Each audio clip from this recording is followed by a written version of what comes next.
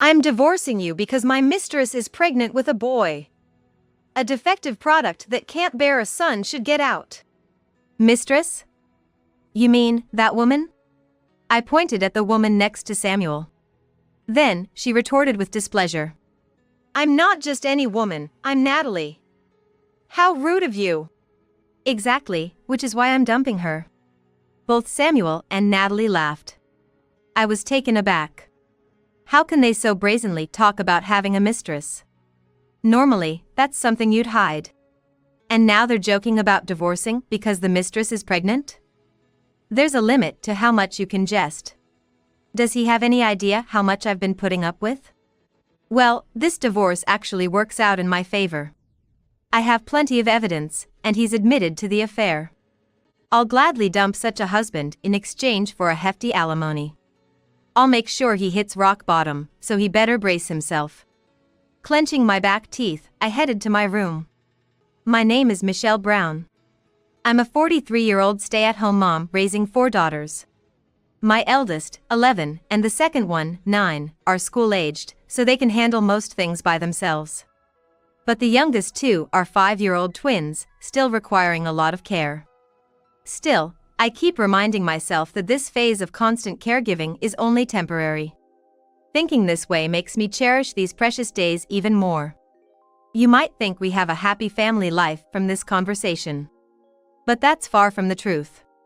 My parents-in-law, who live with us, are constantly critical of me, and my husband Samuel hardly ever comes home. Our marital and family relations are terrible, to say the least. Samuel is probably cheating on someone out there. I've even hired a private investigator to track his activities. But the girls need their father. With that thought, it seems impossible to just get a divorce. The frustration inside me keeps growing. I feel that if we weren't living with my parents-in-law, things might not have turned out this way. It's something I regret, but at the time, there was nothing I could do. Samuel and I met through a mutual acquaintance. Back then, I was working as a hairdresser at my mother's salon, and I was close with a lady named Anna from the neighborhood. There's a man around your age at my favorite jewelry store. Anna started like that and began telling me about this man. His name was Samuel Brown. The heir to a jewelry business. An elite graduate, he was too busy with work to meet women. Why don't you meet him? Someone like me and an elite like him? We're not a match. Just meeting should be fine. Eventually, I couldn't refuse and agreed to meet Samuel. Surprisingly, we hit it off. I was impressed by his fondness for children and his smart, elite demeanor. That's how we started dating with marriage in mind. Later, when Samuel proposed, I accepted his marriage proposal. However, when I went to Samuel's parents' house to announce our marriage, his father said to me, "Our family runs a business. Both my wife and I are busy, so we need a daughter-in-law who can handle household chores. I've been living with my mother, and I do all the housework." Hearing this, my mother-in-law's demeanor changed. "Oh. If you're good at housework, why don't we live together? It'll be convenient for both of us, right?" I was taken aback. I couldn't understand how it would be convenient for anyone. But before I knew it, the decision to live together was made. I regretted it, but it was too late to change anything. Samuel seemed to agree with the arrangement. I thought, once things settle down, I can bring up living separately. Samuel will be on my side, right? I compromised with these thoughts. That was a big mistake. As soon as we got married, my mother-in-law dumped all the household chores on me. "Michelle, I have to go to work, so please take care of the cleaning and laundry." Yes. My mother-in-law was technically an employee at her husband's company. But it was just for show. Basically, she shoved the housework onto me and went off to enjoy herself. The atmosphere at home never really allowed for a conversation about living separately. Resignedly, I sighed. Still, I could tolerate being burdened with household chores, especially since Samuel's income was good and I became a stay-at-home mom after our marriage. So, I diligently took care of the housework, though I grumbled about it. However, one day, my father-in-law made a request. We're in a bind because one of the part-timers can't make it. Can you help out at the jewelry store? His company, which dealt in jewelry sales, had both wholesale operations and its own retail stores. Basically, he was telling me to work as a salesperson at one of these stores. I was displeased, but living with him made it hard to refuse, without worsening the atmosphere at home. Reluctantly, I agreed to help out. This turned out to be my second big mistake. Once my father-in-law saw I was willing to help, he repeatedly asked me to assist with the company's work.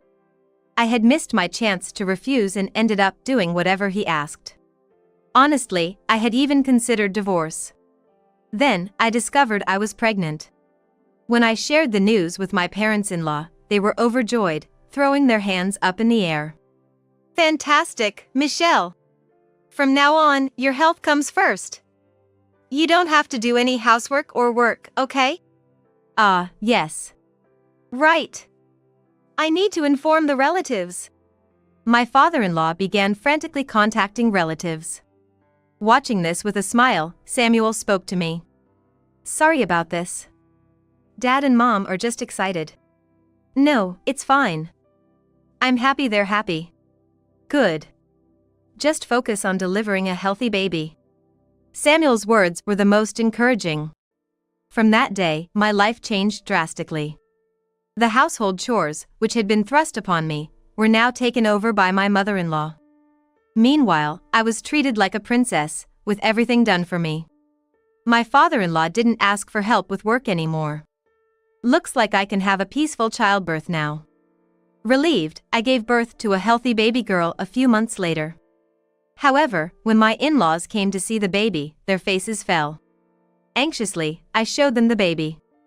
Look, a healthy baby girl. I've named her Catherine. Oh, I see. That's a nice name. My mother-in-law was visibly disappointed. And my father-in-law's reaction was the same. Well, they say first a girl, then a boy. So, you should have a boy next time. Yes. I was confused. After my in-laws left, I asked Samuel about their strange behavior. Your parents were acting weird. What happened? Probably because it was a girl. What do you mean? Samuel, looking disappointed, explained that his family had been running the company since his grandfather's time. As it was a family business, they needed a male heir. So, my parents-in-law were hoping for a boy. In other words, they were disappointed it wasn't a boy. Well, just make sure the next one is a boy, Samuel said with a sullen expression. I was infuriated. Was he implying a girl couldn't be an heir? That's not true. A girl can work too.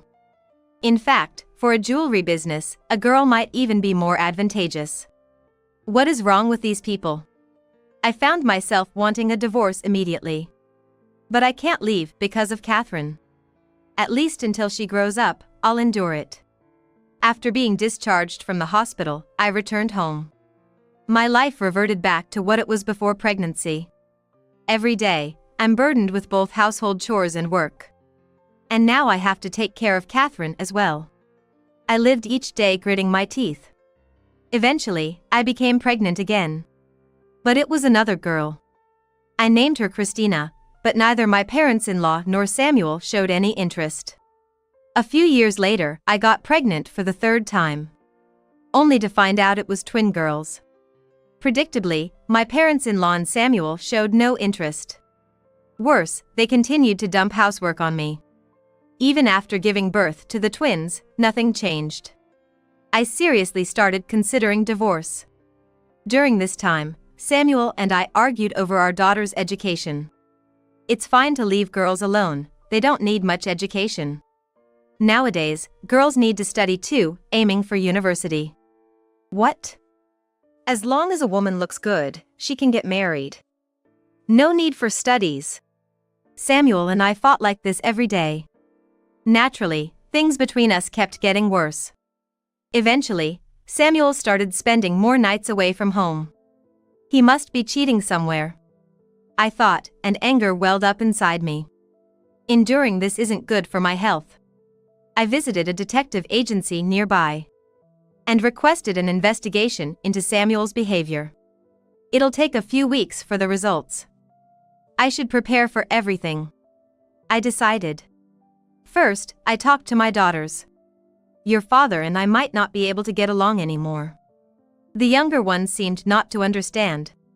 But Catherine and Christina appeared to grasp the situation. I'm okay with it. I don't like Dad anyway. Yeah. Dad's always angry. I don't like him either. It seems my daughters have taken after me. This means I can bring up divorce when the time is right. I felt relieved. Then, one Sunday morning, someone visited our house early. Wondering who it could be, I saw Samuel bring in a guest. Michelle, we need to talk. Samuel brought a young woman with him. She wore flashy makeup and was smiling oddly. Since you couldn't produce an heir, I went out and found a woman who can. What? A woman who can produce an heir? Confused by this, thinking it's just an affair, I watched as Samuel caressed the woman's belly and declared, "Well, that's the situation." In that moment, everything became clear to me. At the same time, Samuel continued, smirking. I'm divorcing you because my mistress is pregnant with a boy. A defective product that can't bear a son should get out. Mistress? You mean that woman? I pointed at the woman next to Samuel. Then, she retorted with displeasure. I'm not just any woman, I'm Natalie. How rude of you. Exactly, which is why I'm dumping her. Both Samuel and Natalie laughed. I was taken aback. How can they so brazenly talk about having a mistress? Normally, that's something you'd hide. And now they're joking about divorcing because the mistress is pregnant? There's a limit to how much you can jest.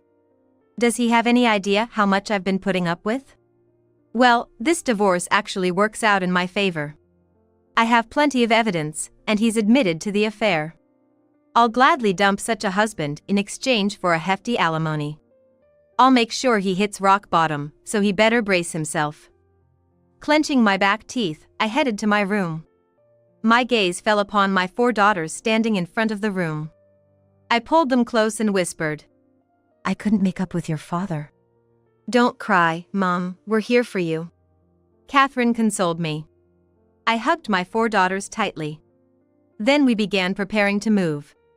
I contacted a moving company and also called my mother. Hey, Mom? About the other day. You couldn't make it work, could you? She gently asked. I had told her when I requested the investigation. I suspected Samuel was cheating, and I might get a divorce. Yeah, well. Then it's going to be tough from here. Come back home immediately. I'm getting everything ready. Thank you, Mom. After that, I moved back to my childhood home with my 4 daughters. Although I had been worried, the girls didn't seem downhearted. In fact, they were even excited about going to their grandmother's house. However, that wasn't the end of it. There were still matters of child support and alimony to be resolved. Back at my parents' house, I can resume working as a hairstylist. But realistically, I need child support to make ends meet. I hope Samuel will agree to a reasonable settlement. That was my only concern. After moving, I started discussions with Samuel about alimony. But as expected, we were at an impasse. You're divorcing me because I cheated. You couldn't have a son, that's why. I did nothing wrong. Samuel said defiantly. Does he not see his affair as wrong? His childish attitude was exasperating. Eventually, months went by without any resolution. And Samuel barely answered my calls anymore. Do I have to go to his company? I wondered. Just then, my phone rang unexpectedly. It was Samuel. Michelle, can you talk right now? After all this time avoiding me, now you want to talk? How convenient for you. I snapped back, irritated. Samuel fell silent. Realizing I might lose this chance, I continued, hoping he wouldn't hang up. So, what did you want to talk about? Well, would you consider remarrying me? I thought I had misheard him. So I asked again. Did you just say remarry? You're joking, right? I'm not joking. Things are just terrible now. Samuel seemed really down. Despite the hassle, I asked why. He then began this story. A few days before the phone call, Samuel's parents had called him at work, saying Natalie was about to give birth. Thinking a long-awaited son was about to be born, Samuel rushed to the hospital. When he arrived, Natalie had already given birth. However, Samuel's parents were in a state of shock outside the delivery room. Samuel asked the doctor about Natalie and was told the birth was successful. Confused, he went to see the baby. Upon reaching the newborn nursery, a nurse pointed out his child. But at that moment, Samuel said he turned pale. The baby was clearly not mine. What? But if the baby was just born? I was about to say it's hard to tell such things, I began, but Samuel interrupted loudly. The baby had pale skin and blonde hair. It seemed the child clearly had completely different features than Samuel. Figures. I found myself replying. Samuel snapped back, irritated. What do you mean figures? Before you brought up divorce, I had an investigation done on you. An investigation? Samuel raised his voice in surprise. I continued, unfazed. I also had your affair partner, Natalie, was it? I had her checked out too. And? She had other close male acquaintances, including some of European background. I said mockingly. Could one of them be the real father? I thought, she was only with me. You believe that? That's laughable. Why would a young woman be satisfied with an older man? I laughed loudly. Samuel, infuriated, yelled. Shut up! Don't laugh! Ignoring him, I laughed heartily and then broached the subject of child support and alimony. Regarding the child support and alimony. Shut up! I said I want to remarry. And I refused. He shouted even louder. If you don't want to remarry, then you raise this baby.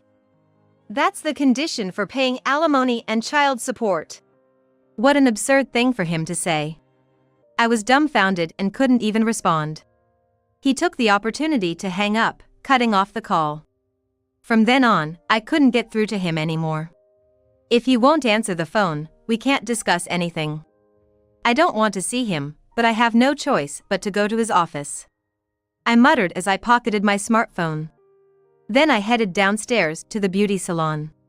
There, Anna, one of our clients, was waiting. My mother was attending to another customer nearby. I approached Anna with a business smile. Sorry to keep you waiting. It's okay. More importantly, I'm sorry for any trouble caused by that matter. Anna said, carefully avoiding mentioning Samuel's name. No, it's fine. Just having some issues with the alimony. Are you really okay?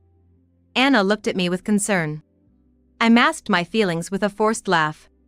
He doesn't think he's done anything wrong, so it seems he has no intention of apologizing. That's tough. It would cause an uproar online, but I don't plan to blow things up that much. I answered with a laugh. Then, I noticed my mother's customer eavesdropping. If bad rumors spread, maybe that's for the best. Pretending to be oblivious, I started working. Eventually, my mother's other customer left. After a while, Anna spoke up. Michelle, were you okay with not warning that customer just now? Apparently, she had noticed the eavesdropping too. If bad rumors spread, it might teach him a lesson. I replied with a smile. Soon, I finished Anna's haircut and let my mother take over while I retreated to the back. Later, I tried calling Samuel, but he didn't answer. A few days later, on a day the salon was closed, I went to Samuel's company. He wasn't there and was reportedly at the retail store. Reluctantly, I headed to the retail location. As soon as I entered the store, I heard a familiar voice. Oh. What brings you here? I looked up to see my mother-in-law standing at the counter. It's been a while. Coming all the way here, what an indecent woman you are. She retorted, though her strong words belied a somewhat haggard appearance. It seemed the revelation about Natalie's child not being Samuel's had affected her greatly. I smirked and addressed her. "Can't help it, can I? Since he keeps running away." "What did you say?" "I just want to be compensated." "How do you plan to take responsibility?" My words caused a stir among the customers in the store. Realizing the situation, my mother-in-law started to panic. "Stop this, right here, please." "But money can settle this, right? That's better for everyone, isn't it?" I said, deliberately provoking. The atmosphere grew tense as the onlookers began to murmur. Unable to bear it, my mother-in-law pulled my hand and led me to the back of the store. There, Samuel was working. She called out to him. "Samuel, you have a visitor." Samuel looked up. The moment our eyes met. "Michelle?" I had to calm myself since you were ignoring me so much. No, I wasn't ignoring.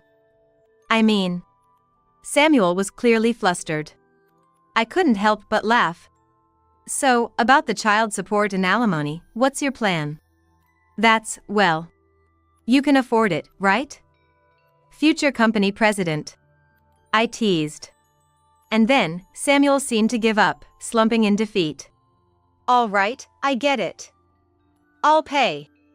This marked the beginning of our discussion about child support and alimony. However, this wasn't a detailed negotiation. In fact, the calculations for the alimony and other payments were already completed. All that was left was for Samuel to sign an agreement. He had been avoiding this because he was still fixated on remarrying me. My presence here was to utterly dismiss any notion of us getting back together. I watched, almost amused, as Samuel signed the papers.